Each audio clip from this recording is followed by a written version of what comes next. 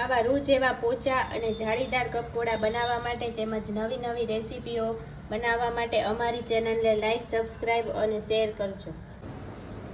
Hello friends, આજે આપણે બનાવીશું કપકોડા. હવે એક બાઉલ લઈ તેમાં એક વાટકી રવો ઉમેરી તેમાં થોડી છાશ ઉમેરી વિસ્કરની મદદથી તેને હલાવીશું.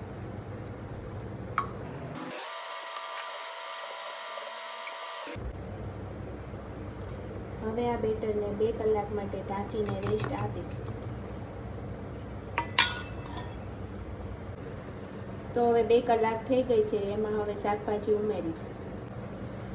તેના માટે હવે કોબી, ટમેટું, ગાજર, ડુંગળી અને કેપ્સિકમ આ બધી જ વસ્તુને હવે છીણી લઈશું. હવે આ બધી જ વસ્તુ ખમણાઈ ગઈ છે, તો હવે તેને આપણે આની અંદર એડ કરીશું. હવે આ બધી જ વસ્તુ એડ થઈ ગઈ છે. હવે તેમાં 1 ચમચી મરી પાવડર, 1 થી 1.5 ચમચી મીઠું, થોડાક ધાણા ભાજી. હવે આ બધી જ વસ્તુને સરખી રીતે હલાવી લઈશું.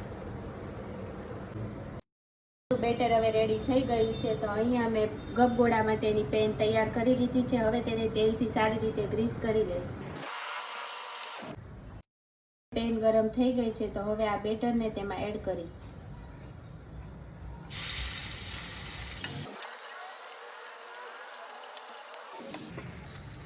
હવે આને 5 થી 7 મિનિટ માટે થવા દઈશું.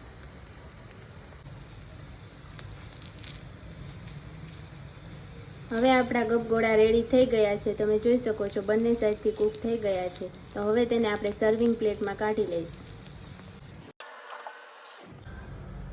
તો હવે આપણા કપકોડા રેડી થઈ ગયા છે. તો તેને તમે ટોમેટો કેચઅપ સાથે ખાઈ શકો છો.